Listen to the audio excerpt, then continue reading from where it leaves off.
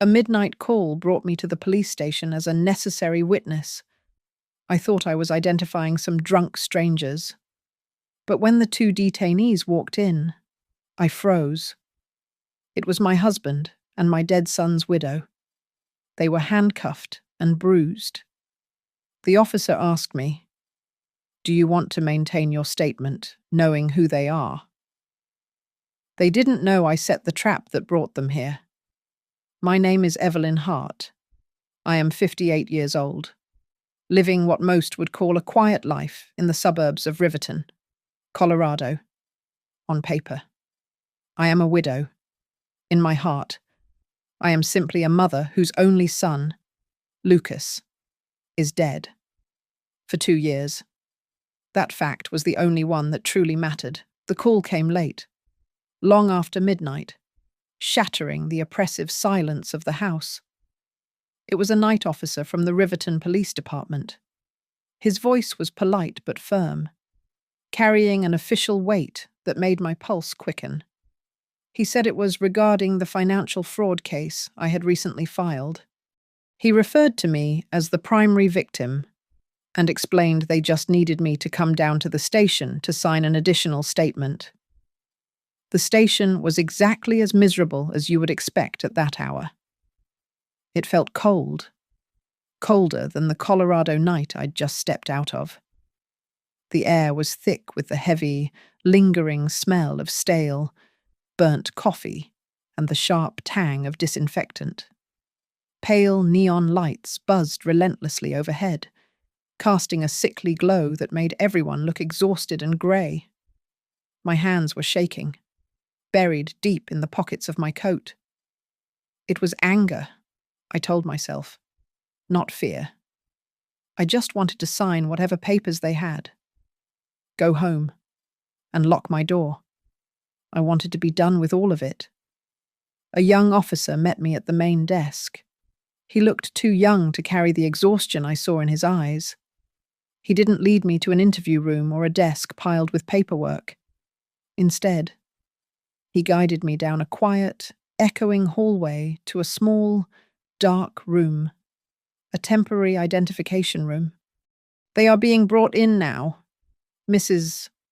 Hart," he said, his voice dropping low, almost secretive.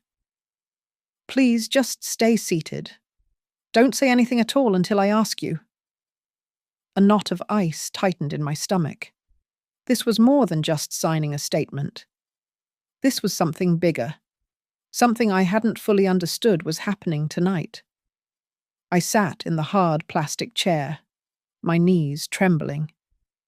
I stared at the large pane of glass separating me from the brightly lit room on the other side. I heard a heavy door buzz open somewhere down the hall. Footsteps. Heavy, shuffling footsteps. Then, 2 people were escorted in by a larger, uniformed guard. I only saw their backs at first. They were both in street clothes, but they looked ragged, their jackets rumpled and torn. Their hands were cuffed tightly behind them, and even from where I sat, I could see the angry red marks chafed onto their wrists. "Turn around. Face the front," the guard commanded, his voice bored. They turned. The breath left my body. I gripped the arms of the chair, my fingernails digging into the plastic. I froze. It was Martin Hart, my husband of 32 years. And beside him, looking pale and terrified, her blonde hair matted, was Jenna Hart, Lucas's widow, the woman I had grieved with, the person I had held while she cried, the person I still believed was just another heartbroken victim, just like me. My first instinct was to shrink back, to hide. But I realized they couldn't see me. They were squinting into the dark glass, seeing only their own haggard reflections. They had no idea I was sitting right there, watching them. The young officer next to me leaned in. He didn't look at me, but kept his eyes on the 2 people in the other room. "Do you confirm these are the 2 individuals we discussed in the file? Mrs. Hart? He asked, his voice quiet but sharp in the small, dark space. His question cut through the shock. My mind flashed. A rapid, painful series of images, Lucas's funeral, the smell of lilies and damp earth, shady loan papers Martin had asked me to sign, telling me it was just formalities, the sleeping pills Jenna brought me every single night, insisting I take them, the long stretches of missing time, the fog, the nights I couldn't remember. I wanted to bolt. I wanted to run out of that station, out of that town, and pretend I had never seen this. But I forced my feet to stay planted on the floor. I remembered the long, agonizing months of pretending. I remembered the decision I made, the cold clarity that finally cut through the fog.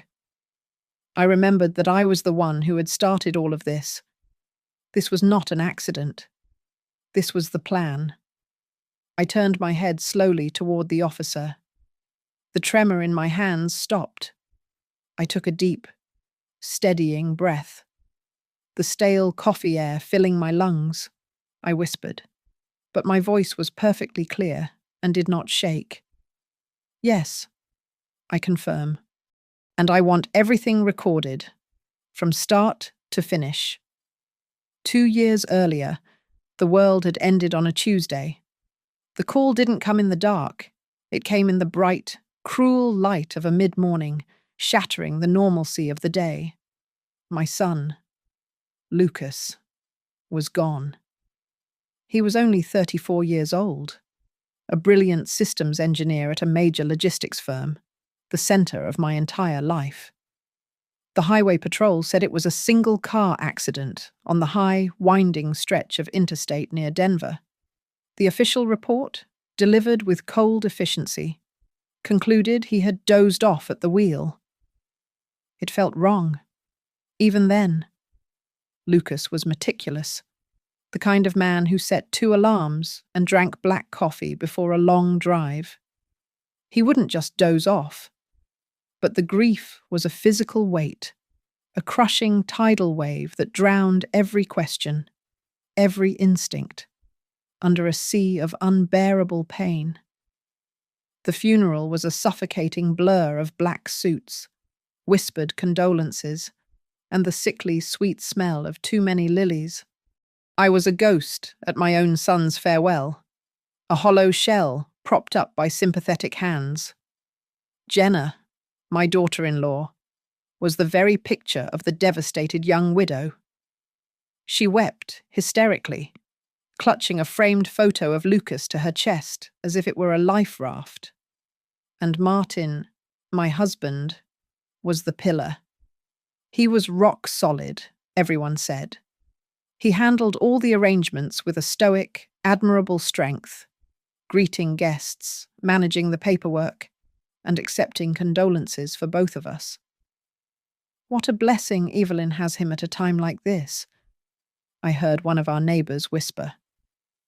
But I saw something, just for a second. During the eulogy, as the pastor spoke of Lucas's bright future, I glanced over. Martin caught Jenna's eye across the polished wood of the casket. It wasn't a look of shared sorrow. It was something else entirely. It was quick, sharp, and cold. A look of shared understanding, almost of assessment, like 2 business partners confirming a difficult transaction was complete. I flinched, my stomach turning.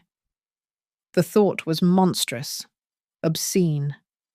I immediately banished it, blaming the shock, blaming the sedatives the doctor had prescribed to get me through the day. I was grieving. I was seeing shadows where there was only pain. After the house emptied and the last sympathy casserole was put in the fridge, the silence was deafening. It was Jenna who suggested she move in with me. We shouldn't be alone. Evelyn, she'd said, her blue eyes red and swollen. We need each other to get through this. It seemed to make sense. My home was too large, too empty. So she moved her things from the apartment she'd shared with Lucas into his old childhood bedroom down the hall. Around that same time, Martin started working constantly. He announced he'd taken a new, high-pressure position at an insurance company called Blue Summit Assurance. The overtime was grueling, he claimed, but necessary to cover the gaps Lucas's death had left in our lives, financially and otherwise. He was almost never home, often leaving before I woke and returning long after I'd gone to bed. That's when the fog truly began to settle in. It started small. I'd walk into the kitchen and stand by the counter, unable to remember why I was there. Then, the lapses grew more frightening. I couldn't recall if I had taken my medication that morning. I would find stacks of mail on my desk with my signature on checks or utility forms that I had no memory of signing. One morning, I woke up and saw a dark, ugly bruise, the size of a silver dollar, high on my left arm.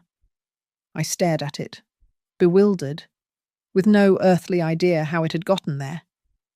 Jenna's care, which had at first been a comfort, became smothering. She was always there, hovering, a cup of herbal tea in her hand. "Here's your medicine. Evelyn, you look exhausted. You need to rest." She cooked every meal, insisting I eat, watching me until I finished. Then, she gently, tearfully, asked for my car keys. "I'm just so worried about you," she pleaded, her voice breaking. "You're not safe to drive after such a shock. What if something happened to you? I was too tired, too foggy to argue. I gave them to her. Martin, on the rare evenings he was home, used my fog against me. He started talking about the house.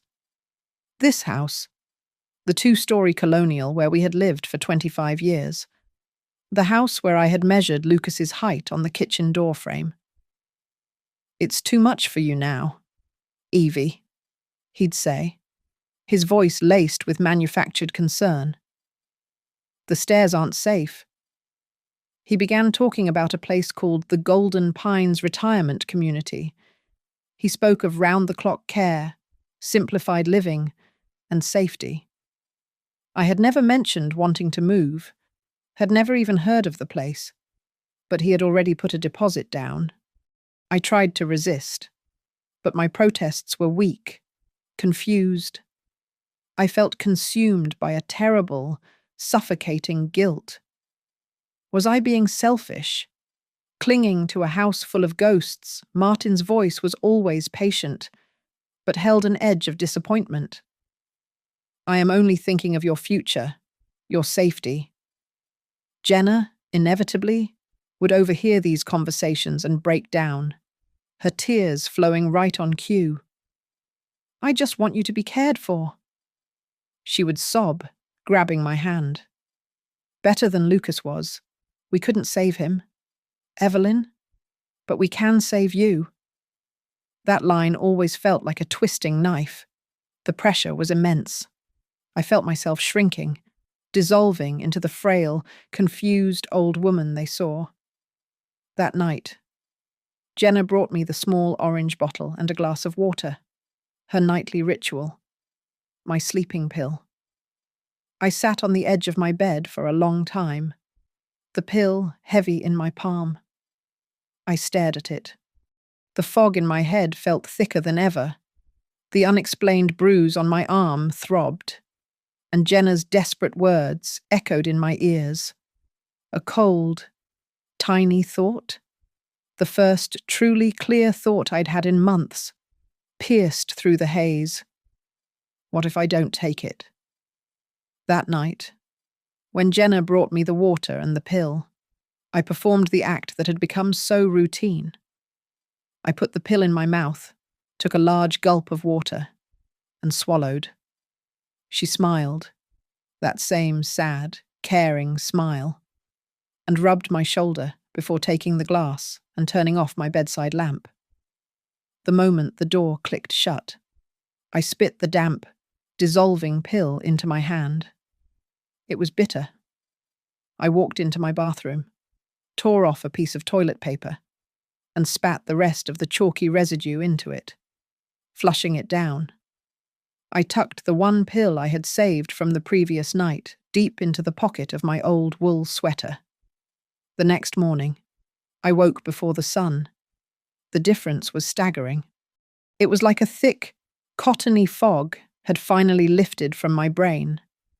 The edges of the room were sharp, the colours distinct. My thoughts, usually so sluggish and fragmented, felt clear and linear. There was no disorientation, no heavy-lidded exhaustion. There was only a cold, vibrating clarity. I waited until I heard Jenna's car pull out of the driveway for her grief counselling appointment. I took the pill from my sweater, wrapped it in a tissue, and drove my car for the first time in months, using the spare key I kept hidden in my jewellery box. I drove to a small, independent pharmacy on the other side of town, one where nobody knew my face. The pharmacist was an older man with kind eyes. I unwrapped the pill and placed it on his counter. "I'm sorry to bother you."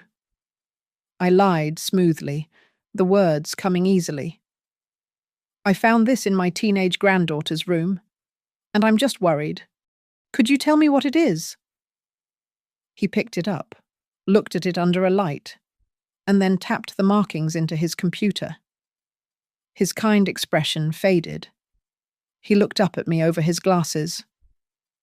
"Ma'am, this isn't something a teenager should have. In fact, it's not just one thing. It's a compound. It's a heavy sleeping agent mixed with a fairly potent anti-anxiety medication, a benzodiazepine. Taken once, it'll knock you out. Taken long-term, especially at this dosage, well, it would cause significant confusion, memory gaps, dizziness. It's not something you just forget you're taking." I thanked him, my voice hollow, and walked out. The clear day suddenly felt menacing. When I returned home, the house was no longer my sanctuary. It was a crime scene. Every object seemed to scream its secrets. Martin's desk, which I had always avoided, was suddenly the centre of my focus. The printer sat there, innocently. A stack of crisp, white envelopes bearing the logo of Blue Summit Assurance was piled neatly by his monitor. I remembered Jenna snatching letters from the mailbox before I could get to it, shuffling them quickly into her purse, saying it was just junk mail. "Evelyn, don't worry." My hands were shaking, but this time with adrenaline, not fog. I waited, listening to the house settle. Jenna wouldn't be back for at least an hour. I went to her room, Lucas's old room. My heart hammered against my ribs. I had never done this, never invaded her privacy. But the image of that pill, the pharmacist's words, it gave me a cold resolve. I didn't have to look hard. Tucked under her mattress, in a large manila file folder, was the truth. The first document I pulled out made me sit heavily on the floor. It was a life insurance policy, a massive one. It was taken out on the life of Lucas Hart, my son. And the beneficiaries were not just his grieving widow. Jenna, the secondary beneficiary, entitled to half, was Martin Hart, my husband. A cold dread washed over me, so intense I felt nauseous. I looked at the date. The policy was activated just 6 months before the accident. 6 months. My eyes scanned down to the bottom of the last page, to the witness attestation line. And there it was. My signature. Evelyn Hart. I didn't remember it. I had no memory of seeing this paper, of holding a pen. of agreeing to this. I stared at the looping, unsteady script. I knew that handwriting. It was the same shaky, uncertain signature I had seen on the checks I didn't remember signing. It was the signature of a woman who was being systematically drugged. They had waited until I was confused, until I was in the deepest part of the fog, and they had pushed this paper in front of me. I dug deeper into the file. There was another document, a draft, not yet finalized. It was another life insurance policy. This one was for me. A new, very expensive policy, with a payout large enough to solve a mountain of debt I never even knew existed. My hand brushed against a single sheet of paper that had been left in the folder, clearly printed from Martin's desk. It was an email. From Jenna to Martin's work address. My eyes scanned the words, and the last bit of air left my lungs. We have to get the new policy finalized and get her to Golden Pines. Martin. The doctor said her signature won't be legal once he files the incompetency report. We have to act fast before she gets used to the medication. I can't stand playing the dutiful daughter-in-law anymore. She's driving me insane with her questions. Let's just get it done. I sat on the floor of my son's bedroom, surrounded by proof of an unimaginable betrayal. My hand, holding the email, began to tremble violently. The realization hit me with the force of a physical blow. They hadn't just used me to witness their first act. They weren't just trying to steal my house. I was next. I was the loose end. Lucas wasn't the only one they planned to put in the ground. I placed the file back under Jenna's mattress, sliding it into the exact position I had found it. My hands were perfectly steady, the fog in my head, the weakness in my knees. All of it was gone, burned away by a terrifying, Arctic cold adrenaline. The truth was worse than any vague suspicion. It wasn't an accident. Lucas hadn't dozed off. They had murdered him. My husband, the man I had slept next to for over 30 years, and my daughter-in-law, the woman I had treated as my own, had murdered my son. And the draft of that new insurance policy, the one with my name on it, was their next chapter. They were repeating the script, and I was the star. My mind, now painfully clear, flashed back to the months before Lucas died. I remembered those late-night phone calls, his voice tight with a stress he tried to hide. He'd spoken vaguely about financial pressure, a bad investment that had gone south. I had offered him my savings, everything I had, but he'd brushed it off. No, Mum, it's okay, he'd insisted, his voice sounding thin. Dad said he'd handle it. Dad said he has a plan. A plan. And I remembered Jenna, her voice sharp in the background, not comforting him, but pushing him. Lucas, we just need more coverage. I'd overheard her say more than once. It's just smart planning. It's just insurance. The crushing guilt I had carried for 2 years, guilt for not being closer, for not seeing the depth of his desperation, it didn't disappear. It curdled. It soured into a slow-burning, acidic rage. The grief was still a hole in my chest, but now it had a target. It was aimed squarely at the 2 people living under my roof. But I knew, even as I quietly shut Jenna's door, that the papers I'd found weren't enough. It was circumstantial. It was the accusation of a grieving, confused old woman. I needed more than suspicion. I tried to find an ally. My next-door neighbor, Carol, stopped by the next morning. I let my hand tremble as I poured her coffee. Carol, I asked, forcing a note of confusion into my voice, do I seem different to you lately? More forgetful? She just patted my arm. her eyes filled with the same pity I'd grown to despise. "Oh, Evelyn, of course you do. Grief and age, honey, it's a heavy burden. You just need to lean on your family. Thank goodness you have Martin and Jenna to look after you." Her words, meant to comfort, felt like another bar slamming shut on a cage. I was utterly alone in this. They must have sensed the new, sharp clarity in my eyes, the resistance hardening in my spine. Because they accelerated their plan, Martin sat me down at the kitchen table that weekend, spreading out a thick stack of complex legal documents. "Evelyn, we need to talk about a full power of attorney," he said, his tone infuriatingly reasonable. "It's just to help you, to handle all the bills, the banking, any future medical expenses, so you don't have to worry your head about it." I stared at the papers, at the line waiting for my signature. "I need time to read these, Martin. I need my own lawyer to look at them." His face hardened. The mask of the concerned husband slipped, revealing the impatience underneath, before he quickly replaced it with a look of deep, sorrowful pity.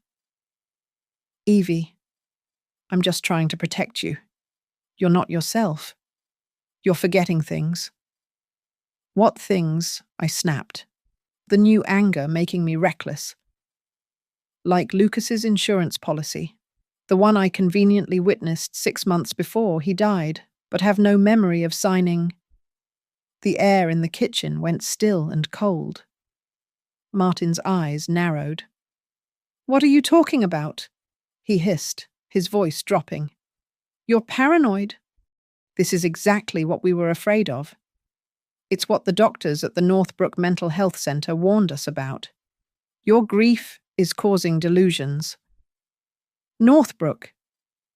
I stared at him, my blood running cold. "I've never been to a place called Northbrook." "Yes, you have," Jenna said, gliding into the room as if on cue. She looked pale, but her eyes were firm. "Martin and I took you."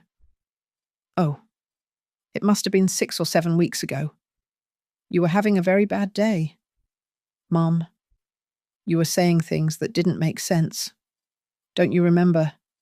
I didn't remember, because it never happened.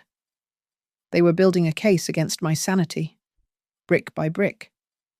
Martin stormed out, grabbing his keys. Jenna, however, stayed.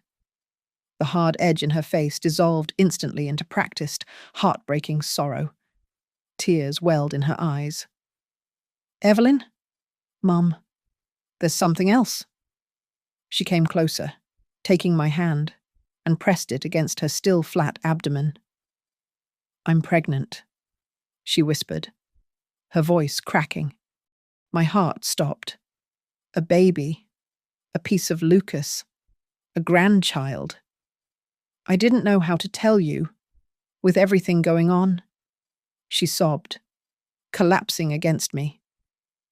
"This is why Martin is pushing so hard. If you sell the house, we can all move away. We can go somewhere new. For the baby. A fresh start. Please. Mom. Don't you want that for your grandchild?" I looked at her, at the tears I knew were false, at the stomach she was clutching. Was it real? Or was it the most monstrous lie of all? I was trapped. I was caught between the overwhelming, instinctual need to protect the last possible piece of my son, and the cold, absolute certainty that the woman crying in my arms had helped murder him. That night, I went into Lucas's old room.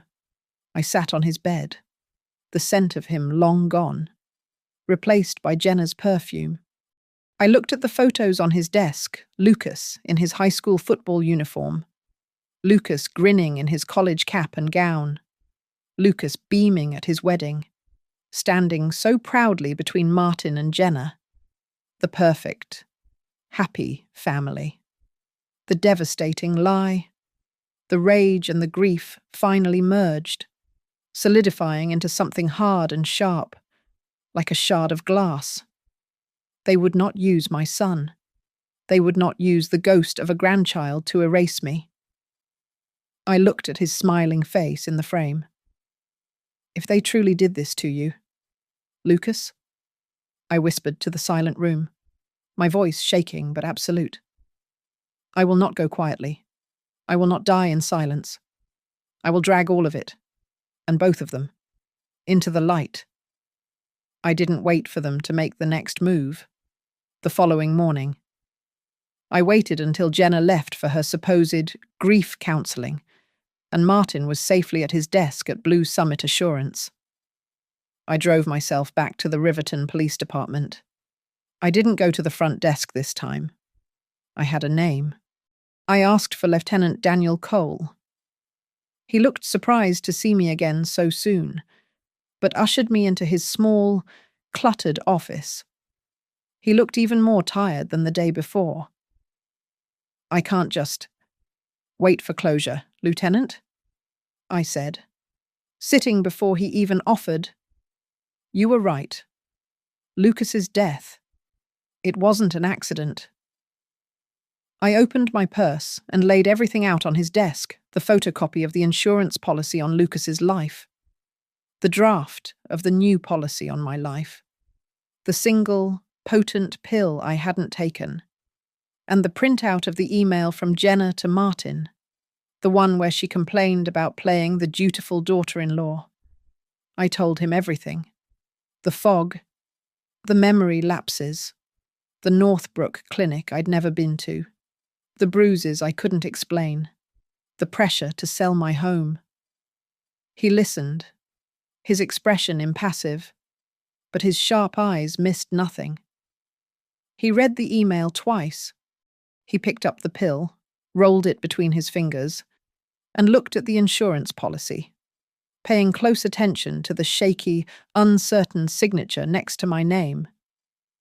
I know what you're thinking, I said, my voice hardening. I'm a grieving mother. I'm paranoid. I'm delusional. What I'm thinking, Mrs.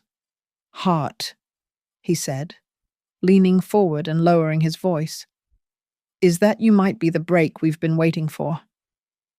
He stood and shut his office door. I'm going to tell you something that does not leave this room.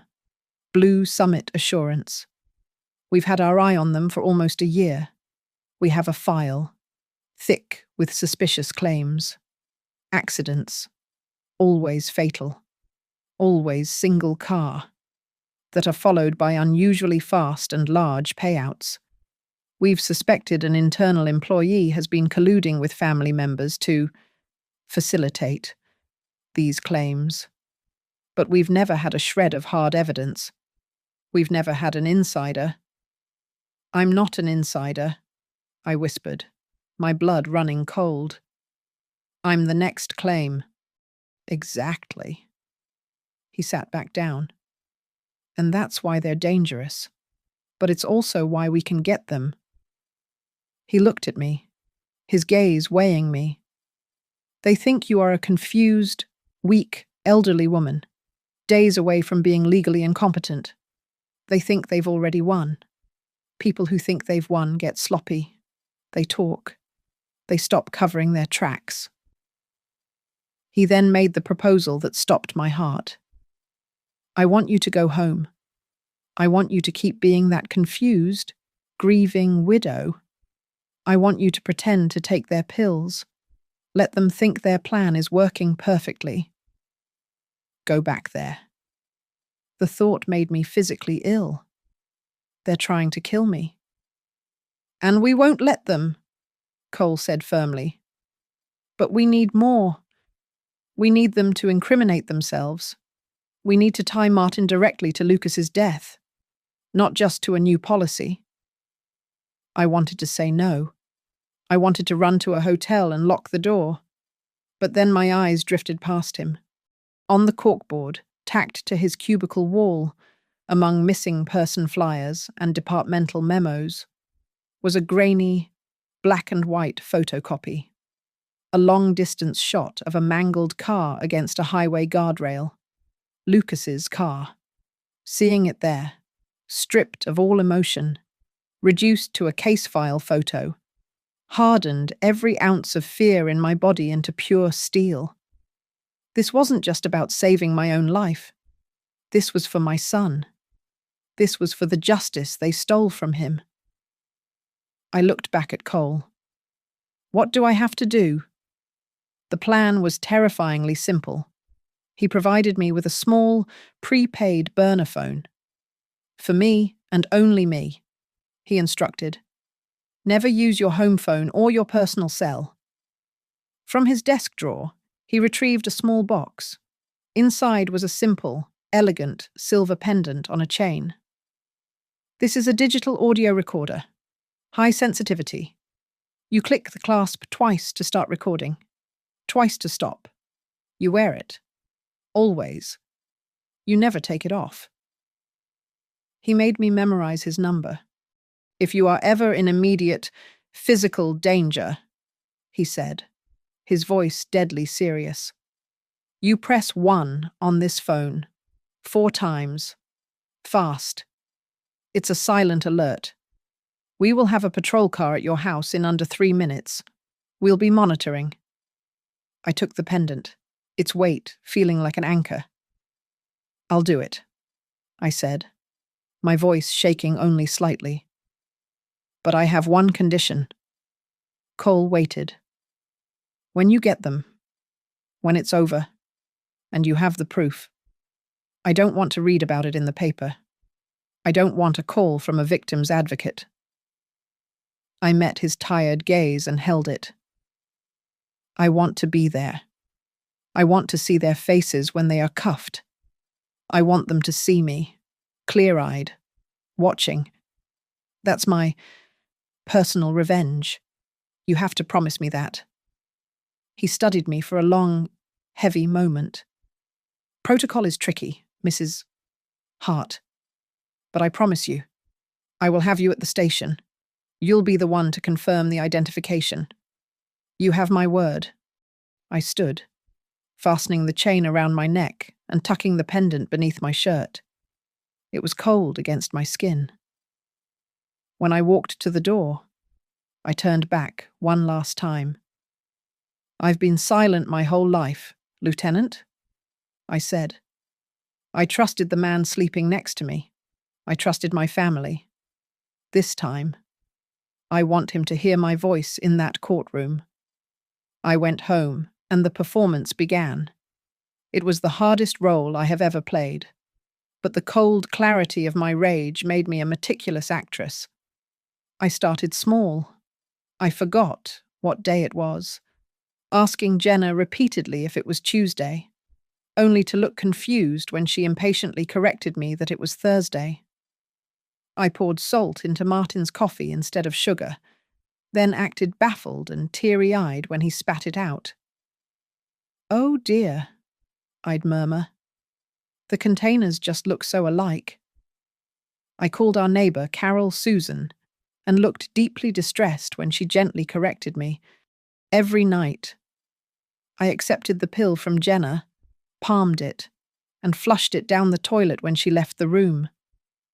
The fog was gone, but I painted it back on, thicker than ever, for my audience of 2. It worked perfectly.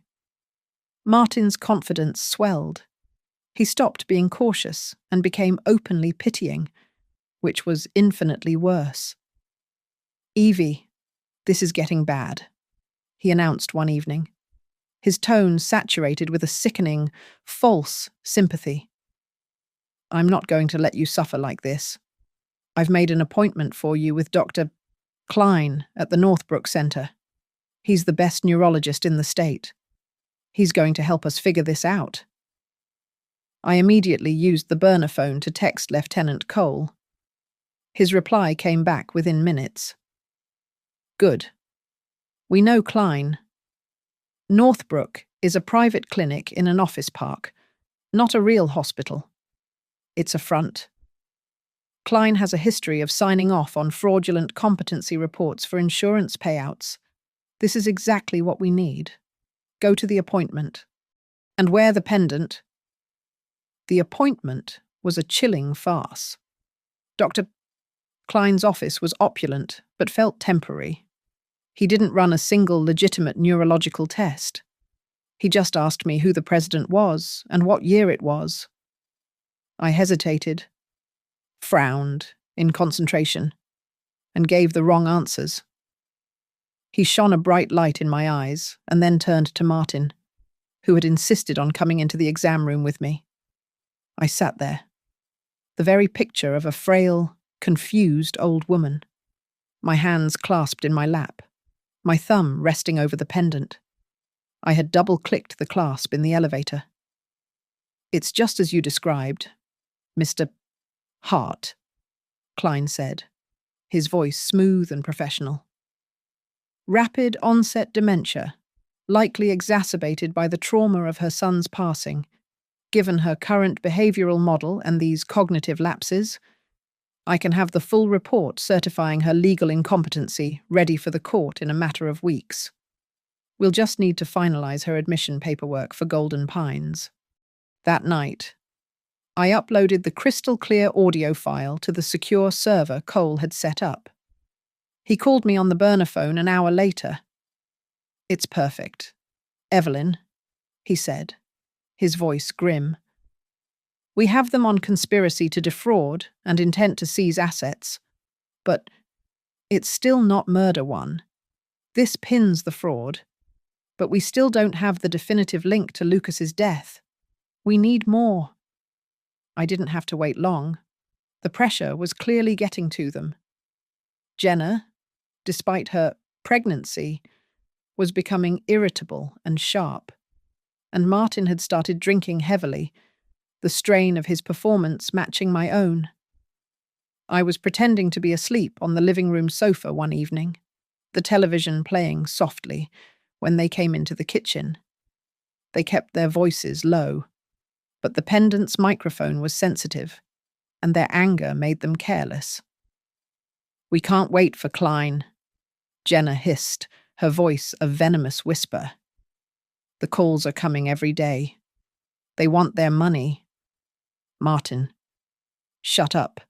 I'm handling it." Martin slurred. He was drunk. "You're not handling anything. You're just drinking. If you hadn't been so weak-willed on the drive, if you'd done it right the first time instead of settling for that slide-off-the-road nonsense, we wouldn't be in this mess. It was sloppy. Martin. Sloppy." He laughed, a short, ugly sound. "It was your idea, you greedy little.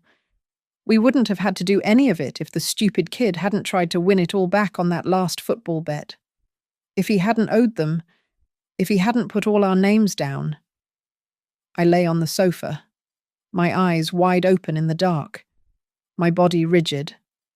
A football bet. Lucas. My son. My brilliant, responsible son. Had been deep in gambling debt. He hadn't just been stressed, he had been desperate.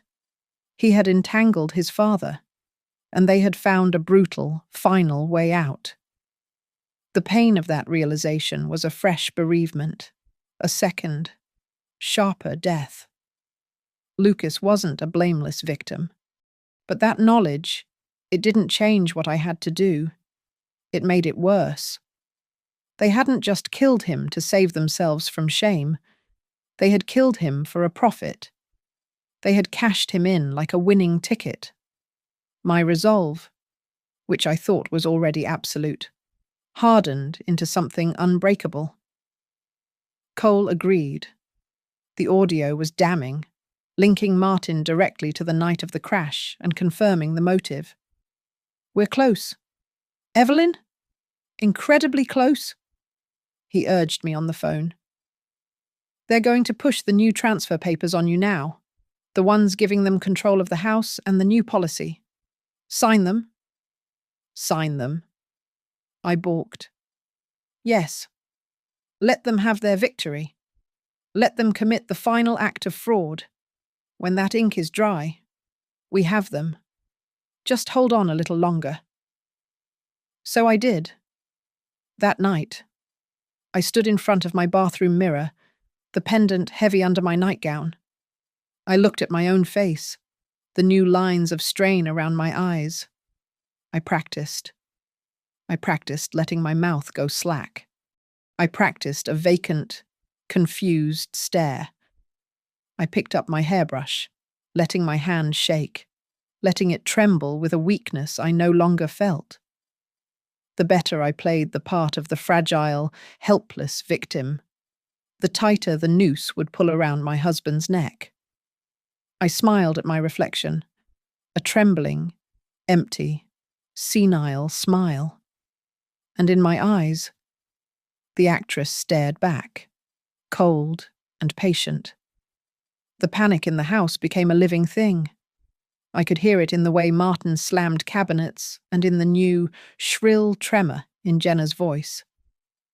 The creditors were calling, their patience clearly gone. I was sitting in the living room, pretending to be asleep, when I heard Jenna on the speakerphone in the kitchen, her voice high and desperate. "We just need the final signatures, it's happening." The man on the other end didn't care. His voice was gravelly and cold, and he didn't bother to lower it. "You said that last week. You don't get the money by Friday. We're done talking. We'll deal with the whole family, and we'll start with the old lady." They couldn't wait weeks for Dr. Klein. They had to accelerate the incompetency. That afternoon, Jenna brought me a tall glass of iced tea. "You look so tired. Evelyn, drink this. It'll give you some energy." I took a sip, and my throat immediately burned. It was hideously bitter, an overwhelming, chalky taste of dissolved medication. She hadn't just given me the compound. She must have emptied the entire prescription into the glass. I put it down, forcing a weak smile. "Oh, that's a bit strong, dear. Just drink it, Mom," she said, her voice tight, the mask slipping. I waited a few minutes, then stood up to walk to the stairs. The effect was immediate and terrifying. This was no gentle fog. The room didn't just blur. It tilted violently on its axis. My knees gave out. As I pitched forward toward the staircase, Lieutenant Cole's warning echoed in my head. Never let go of the handrail. Always. I lunged, my hand catching the polished wood of the newel post, my body slumping onto the bottom steps instead of falling head first. The impact was still hard enough to trigger the fall sensor Cole had disguised as a medical alert bracelet on my wrist. Within 2 minutes, just as Jenna was running over, yelling, "Oh my God! Mom!" we heard pounding on the front door. It was my neighbor, Carol, and 2 uniformed officers. The plan had worked. At the hospital, Martin put on the performance of his life. He was the frantic, grieving husband, berating the ER staff. "She's confused. She's falling. I want her moved to the Golden Pines Special Care Wing immediately. She's a danger to herself." He tried to bully the ER doctor, a sharp woman in her 30s, into signing the emergency committal. But she was looking at my chart, her brow furrowed. "Mr. Hart, her blood work is inconsistent," the doctor said, her voice clipped. "The medication in her system is a massive dose of benzodiazepines, but her file says she's on a non-narcotic sleeper. The levels are high enough that I'm legally required to make a report to Adult Protective Services." Martin went pale. Before he could respond, Lieutenant Cole was there, his badge in hand. He pulled the doctor and Martin aside. 10 minutes later, I was discharged. Cole drove me home. "They're finished waiting. Evelyn," he said, his voice grim as 2 plainclothes officers swept my house, planting microscopic cameras in the living room and kitchen. The hospital report spooked them. They know they can't rely on the legal process now. From this moment on, they won't be trying to get your signature. They'll be trying to create another accident. We can pull you out right now. Say the word. For one agonizing second, I wanted to. I was so tired. I wanted to sell the house, run, and let them be damned. I was just an old woman. But as I walked inside, I paused at the doorway to Lucas's room, on his old bookshelf. I saw his 5th grade science fair trophy, a ridiculous thing made of clay and wires that he'd won first place with. I remembered the look of pure, unadulterated pride on his face. They had snuffed out that light. The exhaustion evaporated, replaced by cold steel. "No," I said, turning back to Cole. "We finish this." The storm hit 2 nights later, a blinding, furious rain that lashed the windows. Martin had been drinking steadily since 5 o'clock, his movements jerky and violent. Jenna had locked herself in her room, claiming the storm made her sick. Around 10, Martin threw on his coat and grabbed my arm. His grip was like a vice. "Get up. We're going." "Going where, Martin? You're drunk. The weather." "I'm taking you somewhere safe," he roared, dragging me toward the garage. Safe from all this, from the phone calls. I looked back as he pulled me through the door. Jenna was standing at the top of the stairs, her face pale. She was crying, her hand pressed to her stomach in that practiced, protective gesture. "Martin, don't, it's too dangerous," she cried out, but her eyes, fixed on me over his shoulder, were not frightened. They were cold, empty, and final. He shoved me into the passenger seat and tore out of the driveway. The rain was a deafening sheet, the wipers useless. He was driving far too fast, the car hydroplaning on the flooded highway. He was drunk, mumbling to himself, but I heard every word clearly over the storm. Too complicated. All these doctors, lawyers. He glanced at me, his eyes unfocused and red. "If you'd just sleep, Evelyn. If you'd just take another nap, just like Lucas, it would all be so much easier for everyone." My hand, hidden in my coat pocket, found the pendant. I clicked the clasp twice, activating the recorder. Then I gripped the burner phone and pressed the emergency button. 1, 2, 3, 4. We were on the dark overpass, the worst possible spot, when the flashing lights appeared behind us, cutting through the white curtain of rain. Martin screamed in rage, slamming his fist on the dashboard. He skidded onto the shoulder. A state trooper was at his window in an instant, his flashlight beam blinding. "Sir, I pulled you over for doing 80 in a 50. But I can smell the alcohol from here. Please step out of the car." It was a setup, perfectly executed by Cole. As they pulled a belligerent Martin from the driver's seat, another officer calmly opened my door. "Ma'am, let's get you into my cruiser. Out of this rain." Martin failed the sobriety test, spectacularly. As the trooper cuffed his hands behind his back, his drunken haze finally cleared enough to see me. I wasn't cowering. I was standing straight, my eyes clear, watching him. He stared at me, the dots connecting in his mind, the fall, the hospital, the sudden appearance of the police on a dark highway. He didn't know how, but he knew who. The confusion in his face curdled into a raw, undiluted hatred. He hadn't known I was the enemy. Now he did. With Martin in a holding cell on a 48-hour drunk driving and endangerment charge, Lieutenant Cole didn't waste a single minute. He had a signed search warrant for my house before breakfast the next morning. It was an surreal, invasive experience. But this time, the intruders were on my side.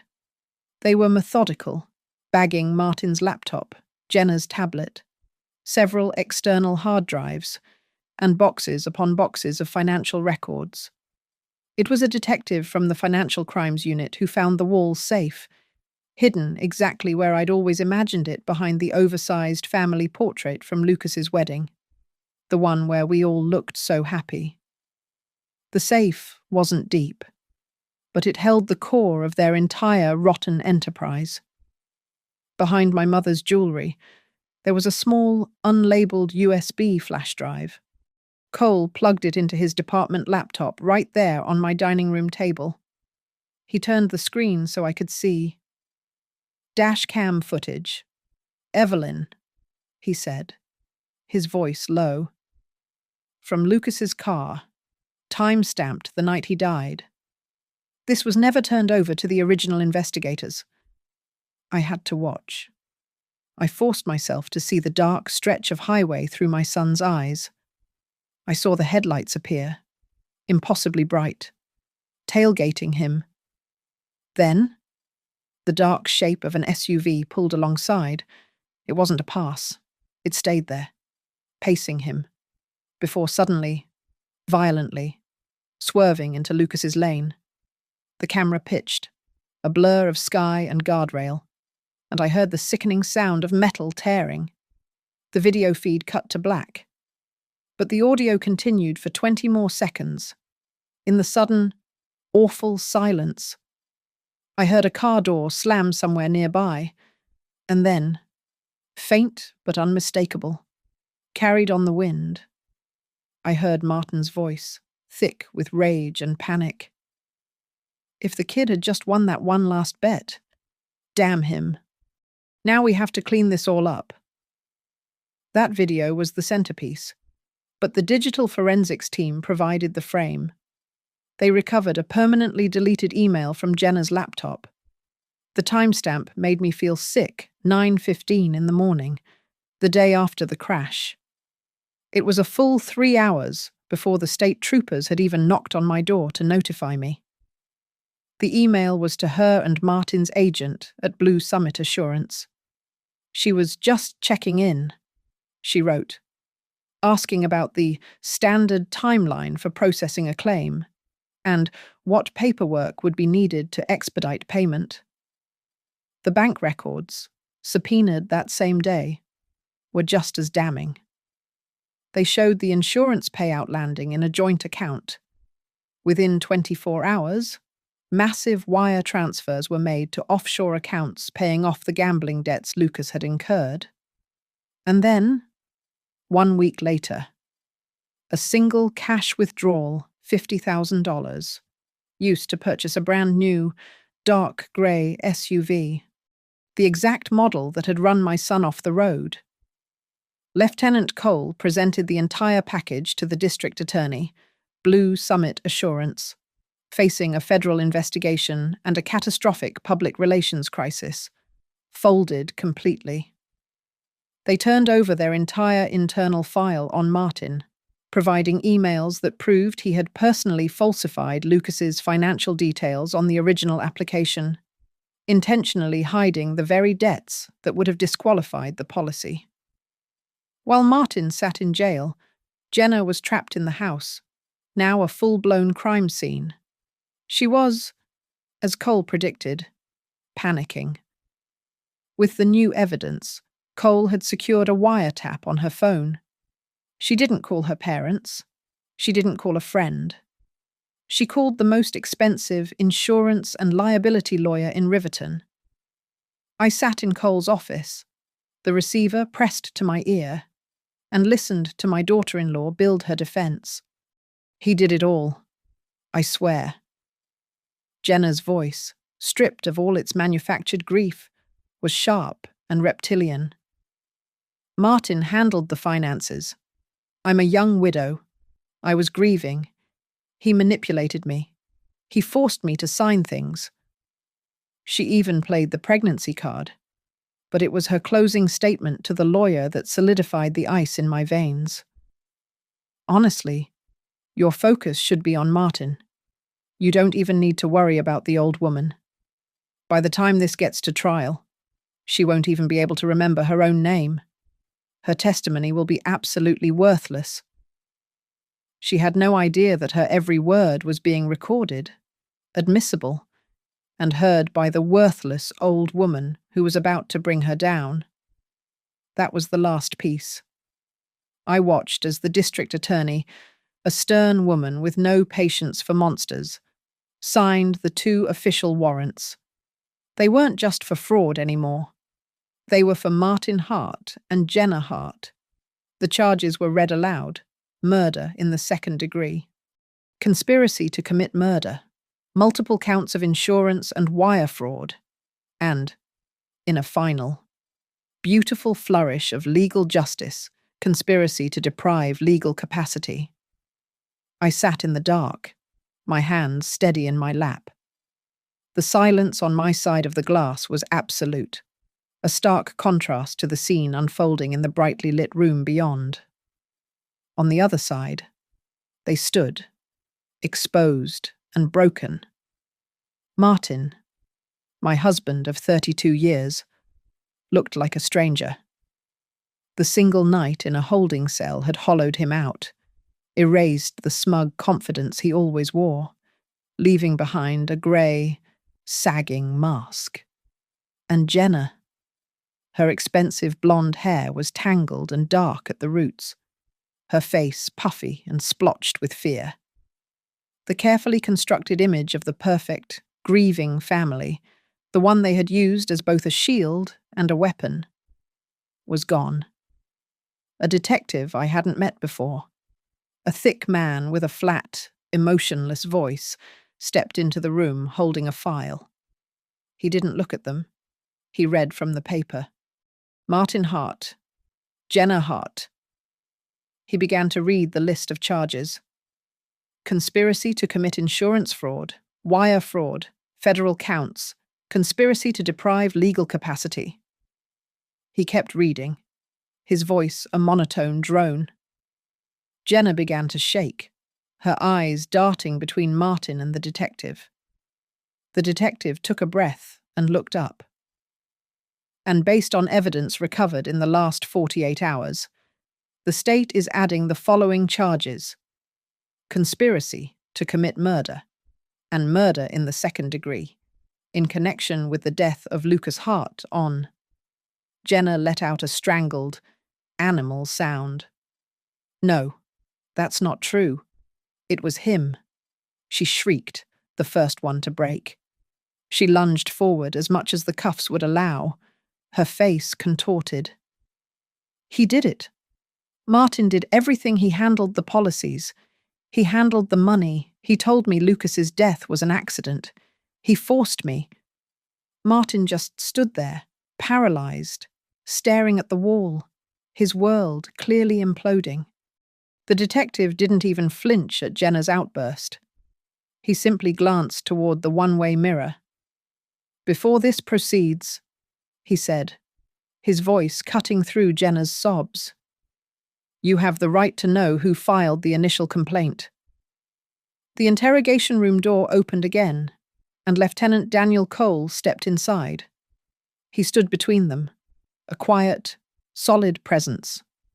He looked directly at Martin. "Mr. Hart," Cole said, his voice calm and clear. "Your wife, Mrs. Evelyn Hart, has been in full cooperation with this department for several months. She has provided us with extensive evidence." Cole turned his head slightly and nodded. "Just once. At my door." "She's here now." I pushed the door open and stepped out of the shadows into the harsh, fluorescent light. The silence that fell was heavy and absolute. Jenna's fake sobs choked in her throat. I watched Martin.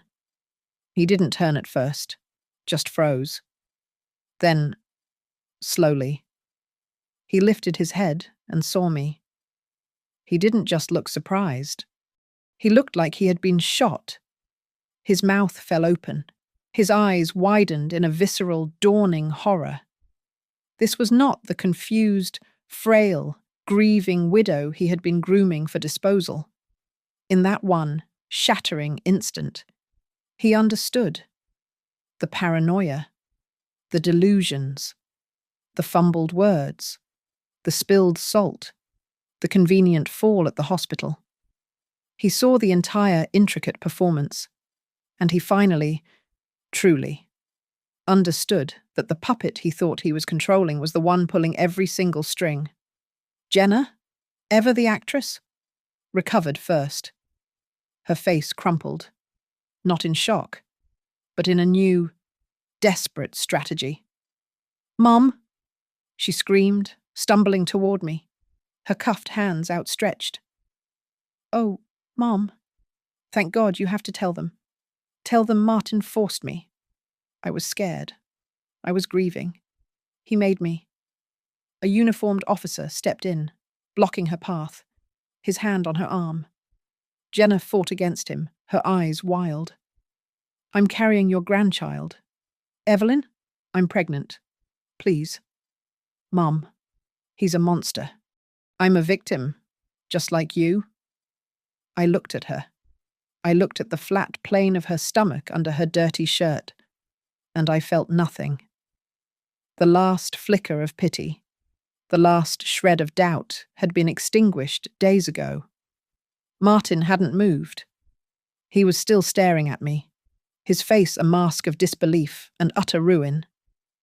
His throat worked, and he finally managed to push out a few choked words. "You recorded it," he whispered, his voice cracking. "At the clinic, at the house. You recorded everything. Evelyn." I walked one step closer, stopping just beyond his reach. I looked the man I had spent my life with, the man who had murdered our son, directly in the eye. Every word. "Martin," I said. My voice wasn't loud, but it filled the room, cold and clear as glass. "Every lie. Every single one of your fake tears." The scene shifted to a formal, windowless interrogation room. The air was heavy. The district attorney sat at the head of the table, flanked by her assistant and Lieutenant Cole. I sat with them. On the other side, Martin and Jenna sat with their hastily appointed public defenders, who looked as if they had been handed a live grenade. Martin had retreated into a shell of cold, businessman-like calm, his face pale but set. Jenna was the opposite.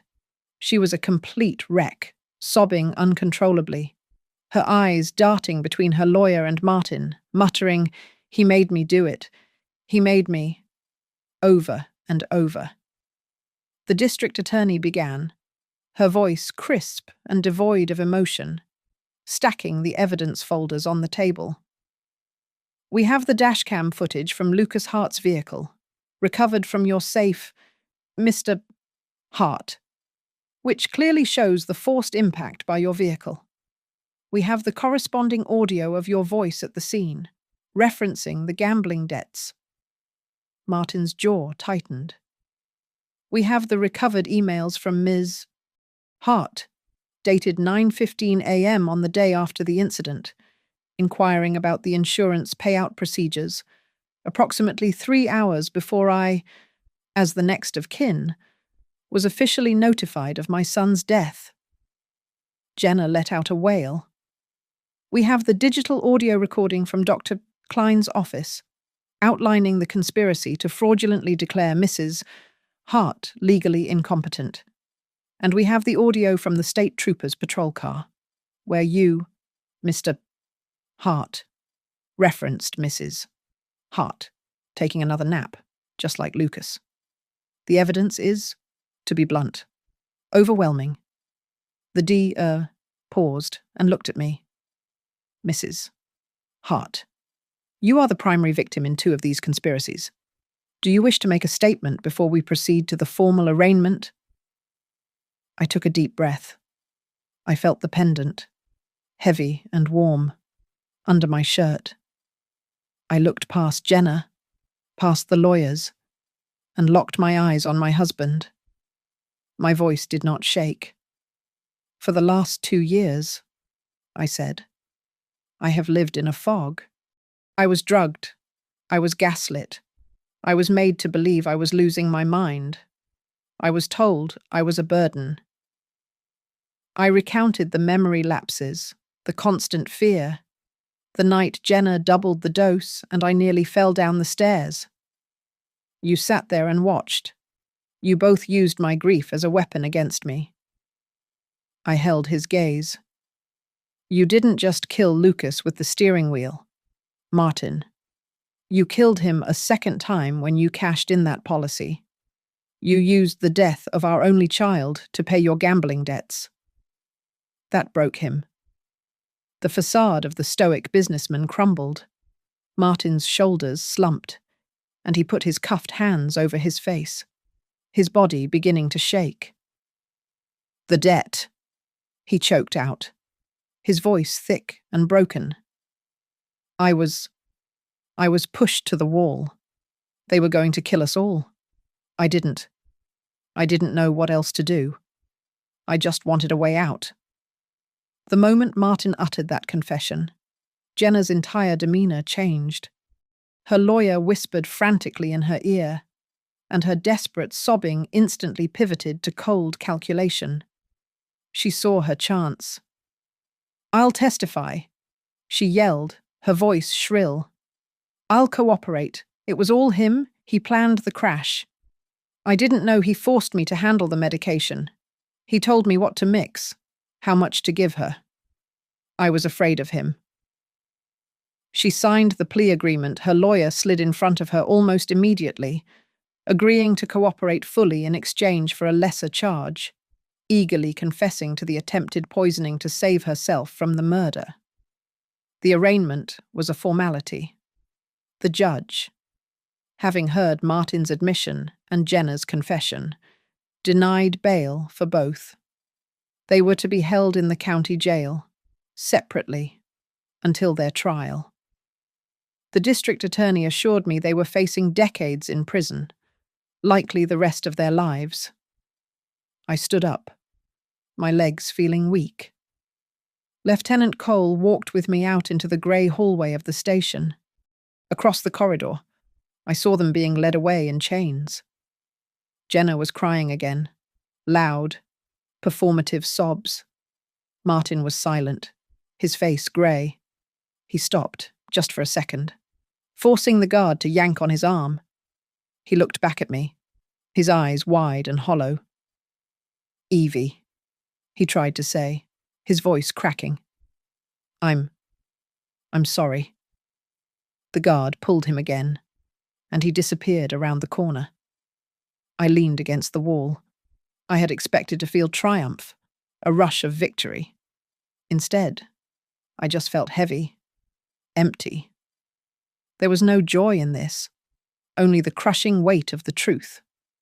Lucas was gone. My 32-year marriage was a lie, but beneath the suffocating grief, a thin, fragile layer of relief was present. It was over. The darkness was finally, irrevocably, out in the open. Are you going to be okay, Evelyn? Cole asked quietly. Do you have any regrets that this revenge cost so much? I thought about his question. I thought about the fog, and the fear, and the picture of my son. I don't regret it, Lieutenant, I said, my voice quiet but firm. My only regret is that I didn't wake up sooner. Maybe Lucas would still be alive. This stopped being revenge. This was about making sure they could never, ever do this to anyone else. I stepped out of the Riverton Police Department and into the cold afternoon. A sharp wind hit my face, but I didn't flinch. I walked to my car, my hand gripping the silver pendant that had saved my life. I didn't know what the future looked like, or how to rebuild from the rubble of my life. But as I slid into the driver's seat, I knew.